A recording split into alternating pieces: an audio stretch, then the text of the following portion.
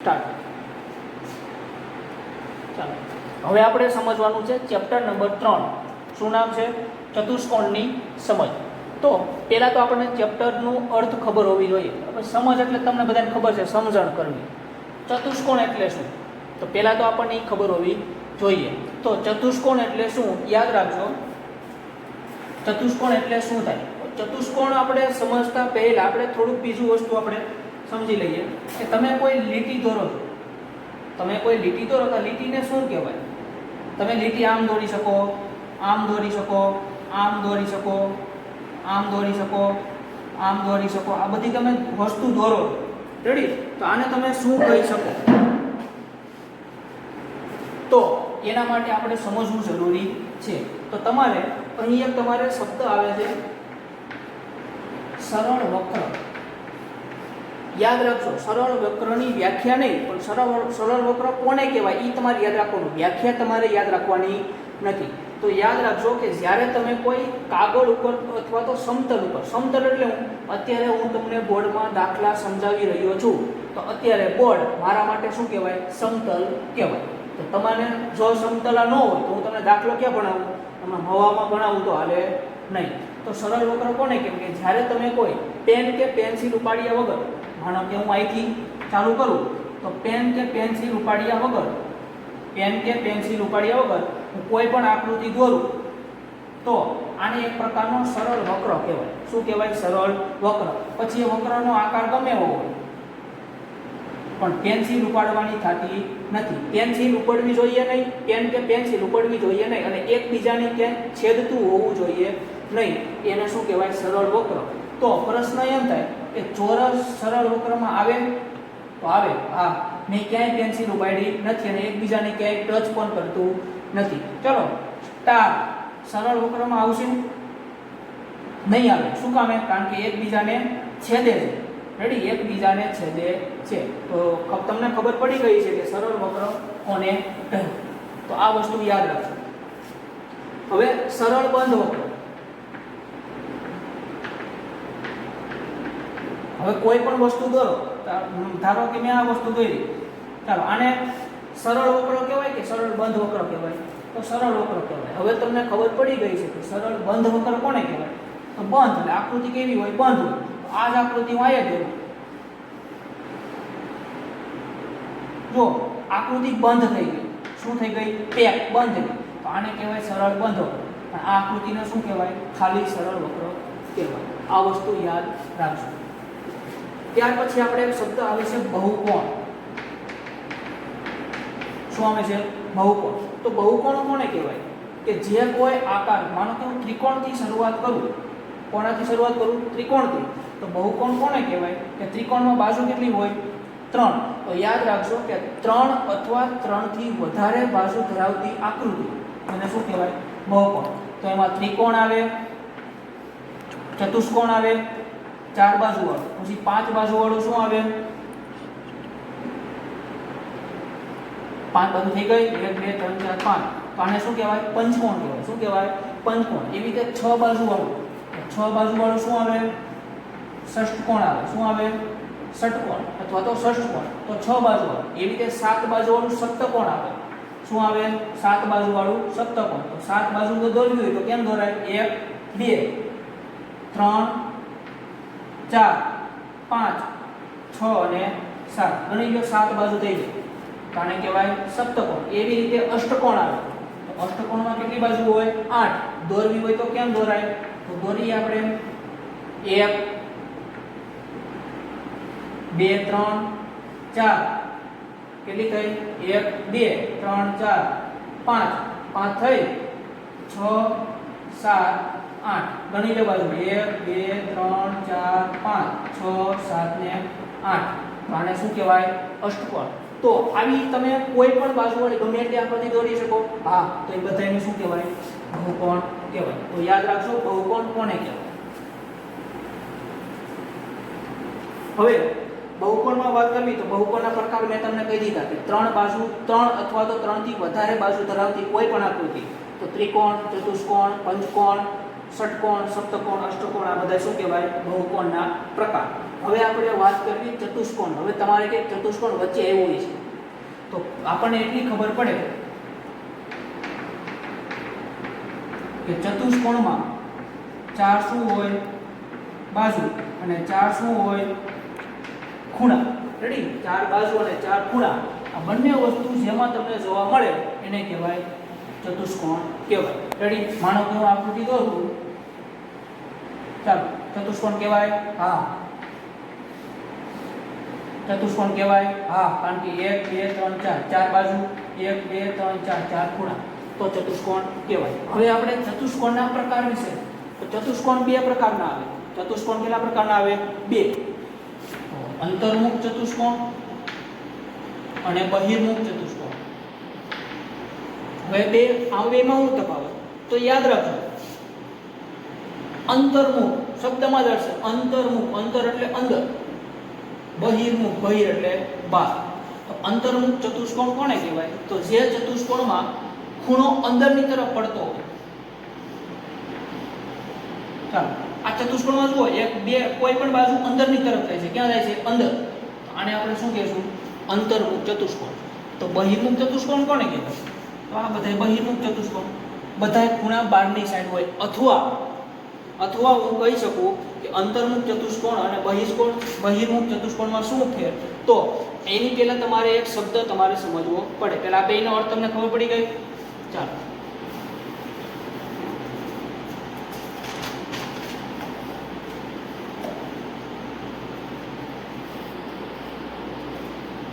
હવે તમારે ભણવાનું છે વિકર્ણ.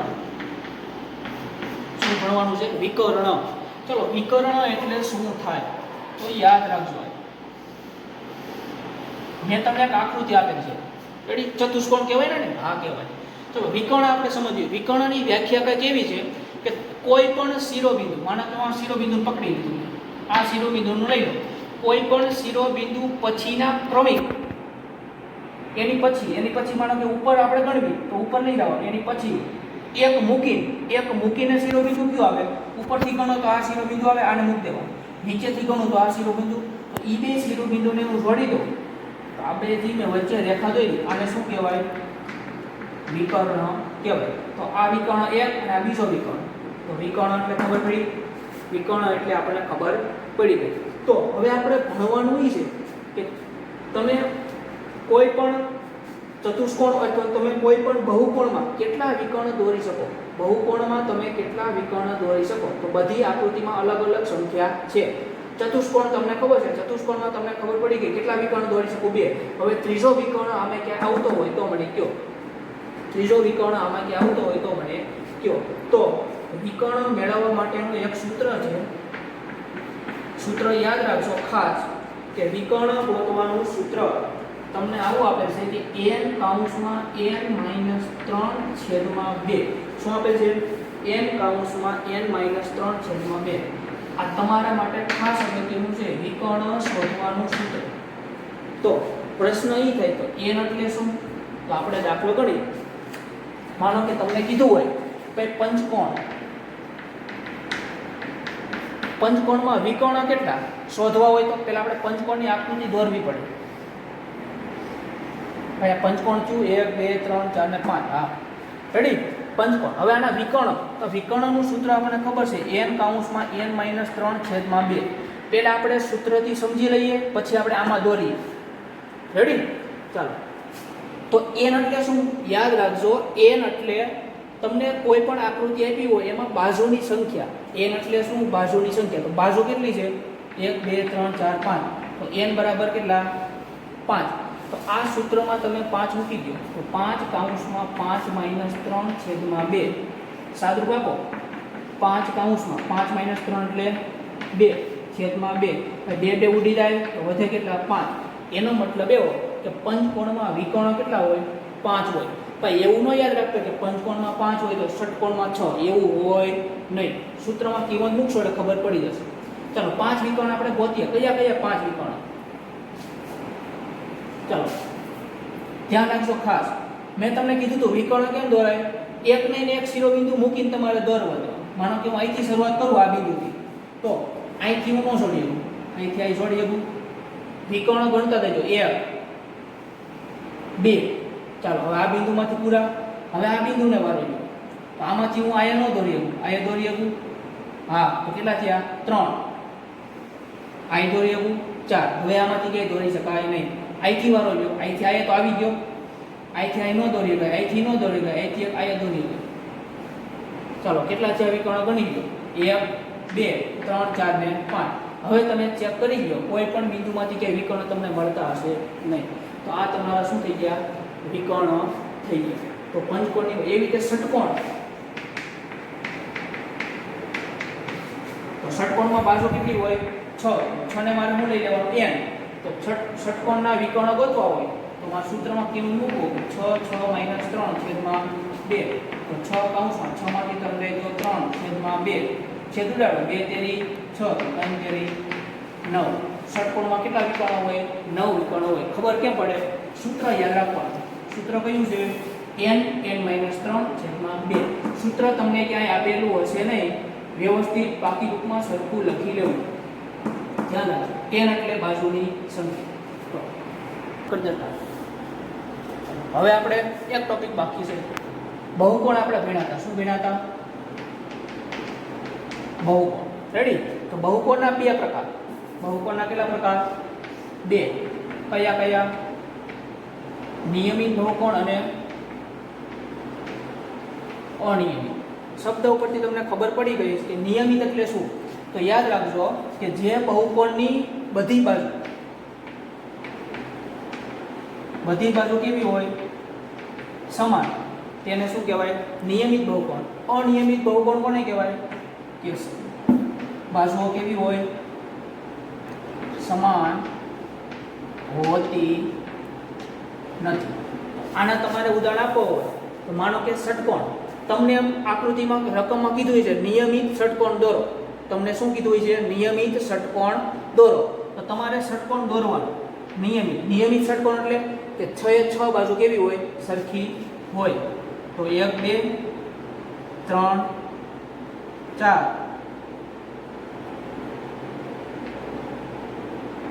5 6. તો 6 એ 6 બાજુ કેવી રાખવાની? સરખી રાખવાની. એટલે કે 6 એ 6 બાજુ સરખી.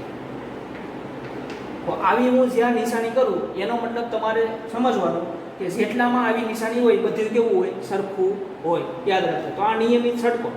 હવે તમને કીધું હોય અનિયમિત કોઈ પણ આકૃતિ દોરો. અનિયમિત એટલે કે જેની બાજુના સરખા હોય નહીં. રેડી? તો અનિયમિત દોરવી તો આપણે ષટકોણની જ દોરવી. તો વિચારો તો ષટકોણ છે 1 2 3 4 5 6 પણ બધી બાજુ સરખી છે નહીં. તો આ નિયમિત ષટકોણ છે. આ અનિયમિત ષટકોણ છે. તો બહુકોણના 2 પ્રકાર તમારે યાદ રાખવાના. નિયમિત અને અનિયમિત. નિયમિત કોને કહેવાય? બધી બાજુ સરખી હોય. અનિયમિત કોને કહેવાય? બધી બાજુ સમાન હોય નહીં. સ્ટોપ. હવે આપણે જોઈએ સ્વાધ્યાય 3.1 પ્રશ્ન નંબર 1. હવે તમને થોડીક આકૃતિ આપેલ છે અને એની નીચે તમને પ્રશ્ન પૂછાય કે કઈ આકૃતિ કેવી છે. તો પહેલા તો આપણે આ બધાય અર્થ આપણને ખબર હોવી જોઈએ. રેડી?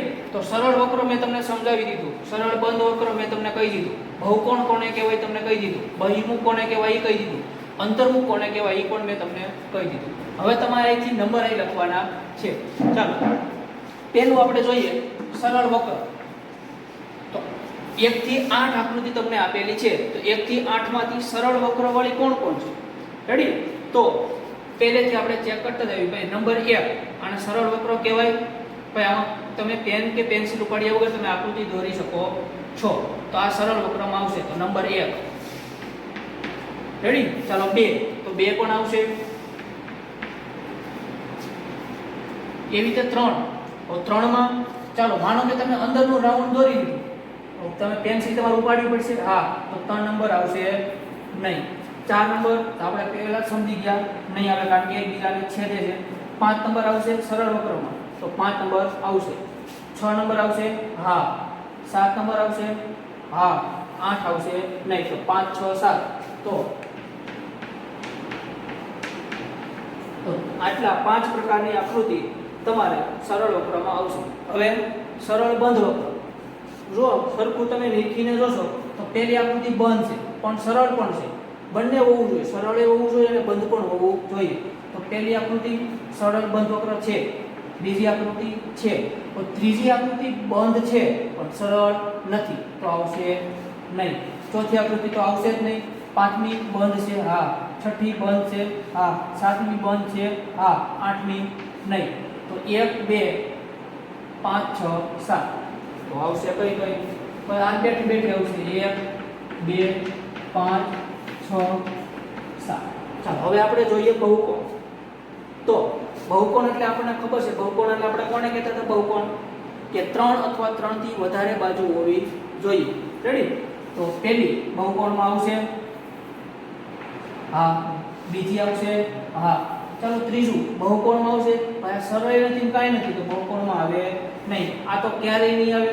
ચાલો પાંચમું બહુકોણમાં આવશે, પણ નહીં આવે, સરળ છે પણ જો આમાં તમને કઈ બાજુ દેખાય છે? નથી દેખાતી, નહીં આવે. છઠ્ઠું નહીં આવે, કારણ કે વક્ર આવી ગયું. બહુકોણમાં ક્યારેય વક્ર આવશે નહીં. સાતમું નહીં. આઠમું તો ક્યાં આવશે નહીં. તો કેટલી આકૃતિ થઈ? 2, 1 અને 2. ચાલો બહિર્મુખ બહુકોણ. બહિર્મુખ બહુકોણ. ચાલો બહિર્મુખ બહુકોણ એટલે મેં તમને કીધું હતું કે જેની બધાય ખૂણા બહારની સાઈડ પડતા હોય. પહેલી આકૃતિ બહિર્મુખમાં આવે, તો આ ખૂણો અંદર આવે છે, તો આવશે નહીં. ચલો બીજી આકૃતિ આવશે બહુકોણમાં બહિર્મુખમાં, હા, કારણ કે ચારે ચાર ખૂણા બહારની સાઈડ છે, તો આ બહિર્મુખ બહુકોણ કહેવાય. પણ આ તો સેમાય નહીં આવે, આય નહીં આવે, આ નહીં, આ નહીં, આ નહીં, આ નહીં. તો બહિર્મુખમાં કેટલી આવશે? માત્ર ને માત્ર 2. એવી જ રીતે અંતર્મુખમાં તો આ બહિર્મુખ ન હોય તો કેવો હોય? અંતર્મુખ હોય. આ બહિર્મુખ છે તો અંતર્મુખ હોય નહીં. તો અંતર્મુખમાં પણ કેટલા આવશે? માત્ર ને માત્ર 1. આ તમારો દાખલા નંબર 1. તો પ્રશ્ન નંબર 2, સૂચના તમને એવી આપી, નીચે આપ દર્શાવેલ પ્રત્યેકને કેટલા વિકર્ણ છે તે જણાવો. ભાઈ વિકર્ણની સંખ્યા ગોતવાની છે. શું ગોતવાનું છે? વિકર્ણની સંખ્યા. સૂત્ર મેં તમને કીધું હતું, યાદ રાખજો બધા વ્યવસ્થિત. પહેલું તો બહિર્મુખ ચતુષ્કોણ.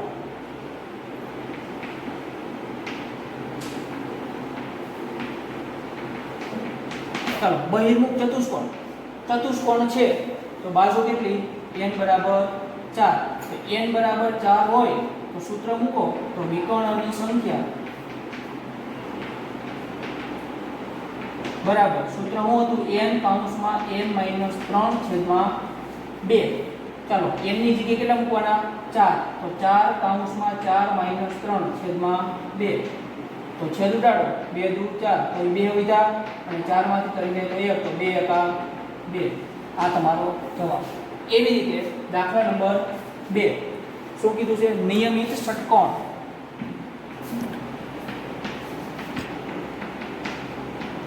ચાલો નિયમિત ષટકોણ. હવે આ તમારો દાખલો જાતે કરવાનો. નિયમિત ષટકોણ. ષટકોણ એટલે n બરાબર 6. તો તમારે આ સૂત્રમાં n ની કિંમત કેટલી મૂકવાની? 6. એટલે તમને આવી સંખ્યા મળશે. દાખલા નંબર 3, ત્રિકોણ. બધાને ખબર છે ત્રિકોણમાં n બરાબર 3, કારણ કે બાજુ કેટલી હોય? 3. ચાલો આપણે આનો દાખલો ગણીએ. તો સંખ્યાનું સૂત્ર શું હતું? n - 3/2.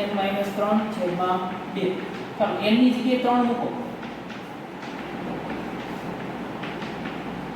3 - 3 0/2. તમને ખબર છે 0 સાથે કોઈ પણ સંખ્યાનો ગુણાકાર 0/2. 0 ની સાથે કોઈ પણ સંખ્યાનો ભાગાકાર જવાબ 0. એનો મતલબ એવો કે ત્રિકોણમાં વિકર્ણની સંખ્યા કેટલી છે? 0. એના એટલે કે ત્રિકોણમાં આપણે કોઈ પણ વિકર્ણ દોરી શકતા નથી. યાદ રાખજો ખાસ.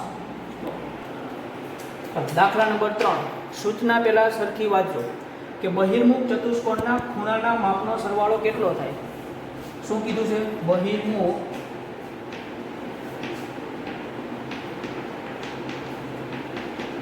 બહિર્મુખ ચતુષ્કોણના ખૂણાના માપનો સરવાળો કેટલો થાય? ચાલો એ પ્રશ્ન આપણે બાકી રાખીએ. પછી શું કીધું કે ચતુષ્કોણ બહિર્મુખ ના હોય તો શું થાય? તો હવે આપણે આ પ્રશ્ન સમજવો જ પડશે. તો બહિર્મુખ ચતુષ્કોણ, ચાલો એક ચતુષ્કોણ દોરું છું અહીંયા. ચાલો આને બહિર્મુખ ચતુષ્કોણ કહેવાય. હા, કારણ કે બધા ખૂણા અને બાજુ ક્યાં છે? બધાય ખૂણા બહારની સાઈડ પડે છે અને વિકર્ણ આપણે અંદર દોરી શકીએ છીએ. ચાલો બહિર્મુખ ચતુષ્કોણના ખૂણા. હવે એક વસ્તુ યાદ રાખજો, ભાઈ હું એક અહીંથી આમ કરી નાખું, વચ્ચે એક વિકર્ણ દોરું તો કોઈ કહેશે કે ઉપરનો ભાગ કેવી આકૃતિ છે. જો આ તો હું અહીં લીટી દોરું છું ઘાટે, આટલો ભાગ હું જે દોરું એને કેવો ભાગ તમે કહેશો? ત્રિકોણ. શું કહેશો? ત્રિકોણ. તો કોઈ પણ ચતુષ્કોણમાં હું એક વિકર્ણ દોરું તો એના ભાગ કેટલા થાય? બે. આ પહેલો ભાગ ને આ બીજો ભાગ, તો બંને ભાગ કેવા હશે? ત્રિકોણ. રેડી? હવે ત્રિકોણના 3 ખૂણા હોય. આ ત્રિકોણના 3 ખૂણા તો તમને આગળ ભણી ગયા કે ત્રિકોણના 3 ખૂણાનો સરવાળો કેટલો થાય? 180. આનો સરવાળો 180. એવી રીતે નીચે ત્રિકોણ છે તો એને 3 ખૂણા 1 2 3, તો આ 3 ખૂણાનો સરવાળો કેટલો? 180. તો આખી આકૃતિનો સરવાળો કેટલો? 180 માં 180 નાખો એટલે કેટલા થાય? 360. તો યાદ રાખજો કે બહિર્મુખ ચતુષ્કોણના ખૂણાના માપનો સરવાળો કેટલો થાય? 360 થાય. ત્યાર પછી તમને કીધું છે કે હવે ચતુષ્કોણ બહિર્મુખ ન હોય, ચતુષ્કોણ બહિર્મુખ ના હોય પણ અંતર્મુખ હોય, તો માનો કે આપણે અંતર્મુખ લઈએ.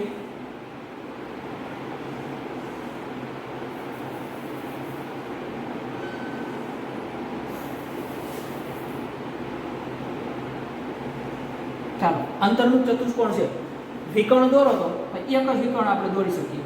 ચાલો તો એક વિકર્ણ દોરો તો 2 ત્રિકોણ મળે. આ ત્રિકોણ જ છે, જોઈ લો. આ ત્રિકોણ છે તો એના 3 ખૂણા 1 2 અને 3. રેડી? તો આનો સરવાળો 180. એવી રીતે બીજો ત્રિકોણ 1 2 3, આનો સરવાળો 180. તો ટોટલ કરો તો 180 180 360. તો અંતર્મુખની અંદર પણ ખૂણાનો સરવાળો કેટલો થાય? 360 થાય. તો આ પ્રશ્નમાં તમને 2 પ્રશ્ન પૂછ્યા છે કે બહિર્મુખના ખૂણાનો સરવાળો કેટલો થાય અને અંતર્મુખના સરવાળો કેટલો થાય. તો બંનેનો જવાબ સરખો જ આવશે. કેટલો? 360. અને શું આ ગુણધર્મ લાગુ પડશે? તો બંને ચતુષ્કોણની અંદર આ ગુણધર્મ લાગુ પડશે. રેડી? આ દાખલો કેમ ગણવો પહેલા વ્યવસ્થિત સમજી લેજો. દાખલો કેમ ગણવો એવું તમને PDF દ્વારા મોકલી દઈશ.